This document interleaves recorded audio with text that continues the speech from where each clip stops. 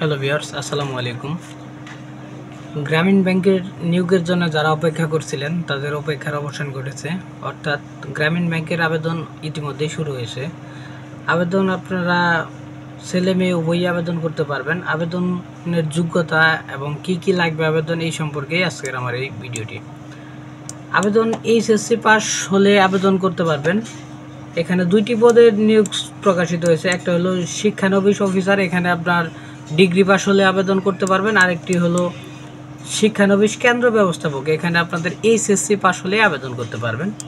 আবেদন শুরু হয়েছে আপনার 8 তারিখ থেকে, আবেদন চলবে 8/12/2024 তারিখ পর্যন্ত।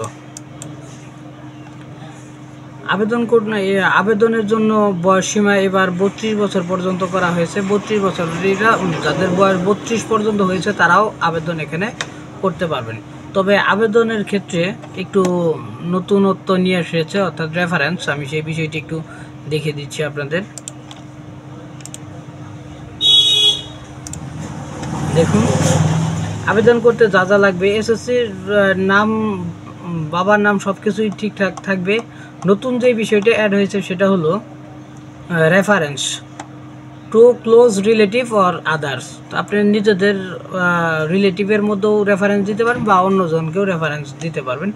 রেফারেন্সকারীর নাম, রেফারেন্সের বাবার নাম, রেফারেন্সকারীর মায়ের নাম, রেফারেন্সকারীর সাথে সম্পর্ক, মোবাইল নাম্বার, অ্যাড্রেস, এগুলাও দিতে হবে। এটা একটু যে কোনো দুইটা না দিলে কিন্তু আবেদন হবে না। এটা একটু নতুন হিসেবে অ্যাড করা হয়েছে।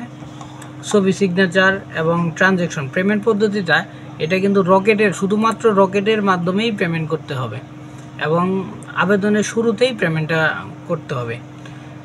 এই ছিল আজকের মতো। যারা আবেদন করতে পারেন না বা আবেদন করতে চাচ্ছেন তারা অবশ্যই আমার সাথে যোগাযোগ করতে পারেন। লিঙ্কে নিচে আমার সাথে যোগাযোগের জন্য কন্ট্যাক্ট লিঙ্ক দিয়ে রাখবো। আর বিস্তারিত আরও কোনো কিছু জানার থাকলে অবশ্যই কমেন্টে জানাবেন। ভালো থাকবেন সকলেই। আসসালামু আলাইকুম।